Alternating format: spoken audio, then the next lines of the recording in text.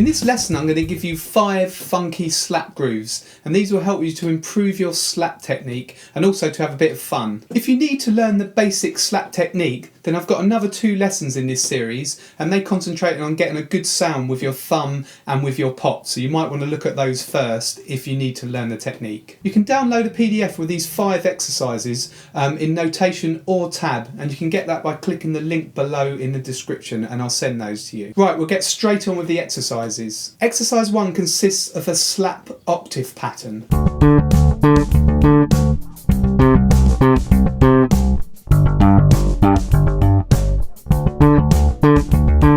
On the PDF I've written a P above the note where I want you to do a pop, and for all the rest of the notes you use your thumb.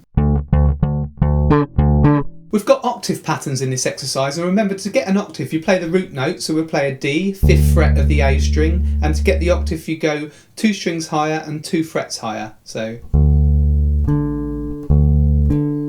and that's the same for every note. In the exercise we've got a bar of D, a bar of C, a bar of G, and a bar of D. We've got the same pattern over each chord, so over the D, I'll play it slowly. And we just take that pattern and play it on the different chords. So the next bar would be C, and then G, and then back up to D.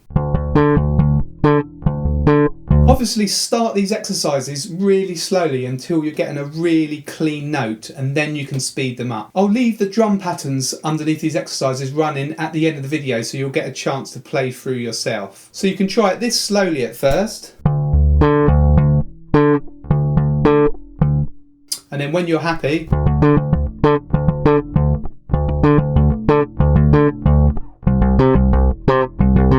you can speed up. By the way, I'm playing this lesson on a P bass. I really like that for slap. You can get that really old school slap sound, but equally well, slap's great on, say, a Music Man Stingray, or a jazz bass is a classic bass to use. If we move on to exercise 2, again that uses octave patterns, but we've got a slightly different rhythmic pattern here.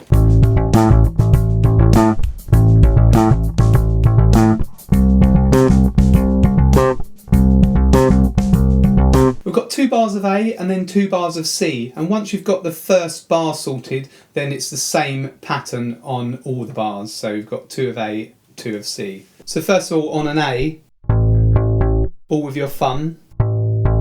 So just practice that till you've got clean sounding notes.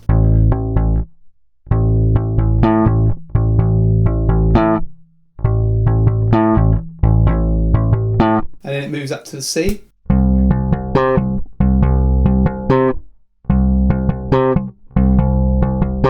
And I lightly mute. I try and not have as much fret noise as possible. So you obviously take your finger off, play a clean note, and then I just mute to stop the pop afterwards with my left hand and my right hand actually.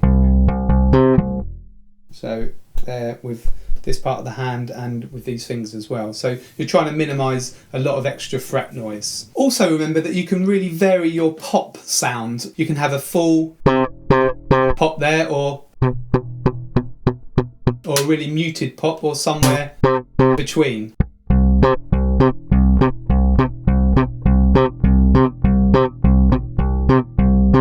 So you can change that, the amount of muting, and depending on the bass line that you're playing. That's really a matter of taste, and it's up to you to get the sound that you want. So you might want to listen to some famous slap players and just hear what they're doing, and listen to how they mute their pops differently. Exercise 3 is based on a disco line.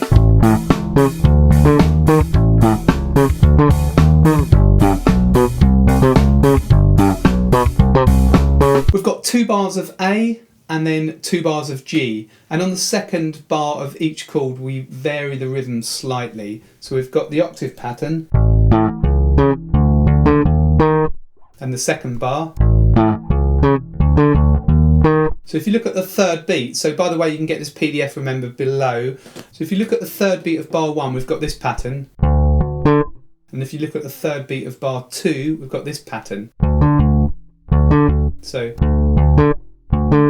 So those 2 bars.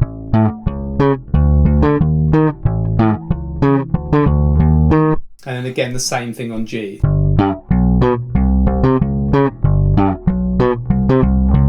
So like I said, that's a really typical disco line, and you'd hear that with fingerstyle as well. But it's quite nice with slap. We'll now move on to exercise 4, which is a more complex groove.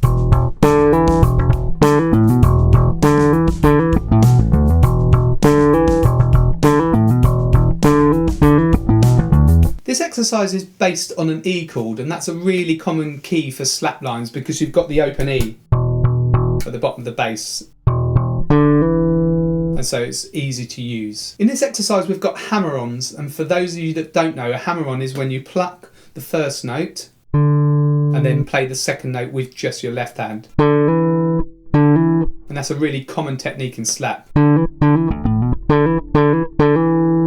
So we start exercise 4 with 2 E's, open E's, and then hammer-on, and then. And for the last beat of that bar, we do 2 hammer-ons. The first one we pluck, second one we play with our thumb.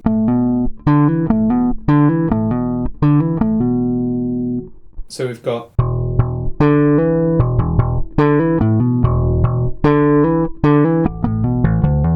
And we've got that funky bit at the end there. So we're plucking the first hammer-on again, and then we're playing a muted note. And that's written with a crosshead if you look on the PDF, so lightly mute with our left hand. Another hammer on.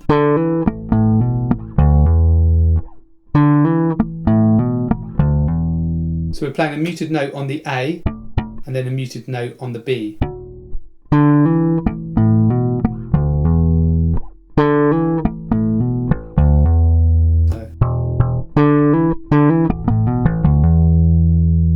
So we've got quite a few techniques just in those last 2 beats of that. So take that really slowly until you're comfortable and then speed it up. The last exercise, exercise 5, is the most complicated one, and it's got a slightly Latin feel to it.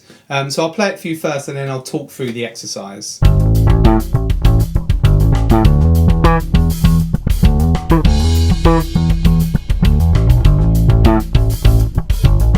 The exercise starts with a slide up from G to A.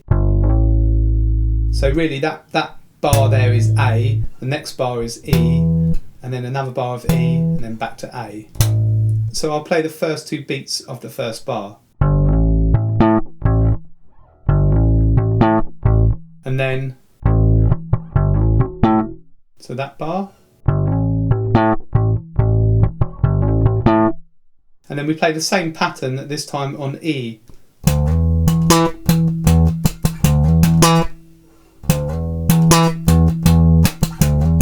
The third bar is the same as the second bar apart from the last beat, so.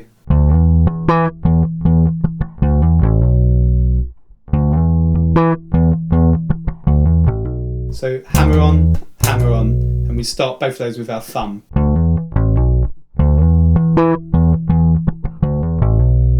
And then the last bar. So we've just got that slight change on the last beat again. So I'll play the whole thing slowly. 3, 4.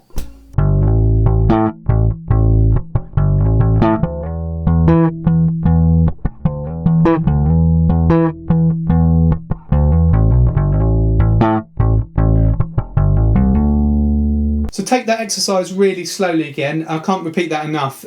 Just don't try and play it full speed straight away.